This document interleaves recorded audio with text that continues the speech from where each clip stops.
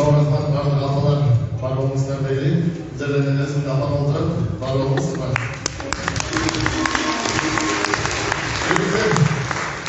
Atalar kalan tekeni dediniz ki, sen de atalardan ne tanışar çıkarı, bu sarayı kalay olur basanır. Arasında oturup kanki Erali'yi öğretiniz. Al zalkalarının kırlarından da yürüyatında bilsek olmuyor. Musa Bayev atamızdır, oylamamak tutacağımızdır tabii. Hareketler.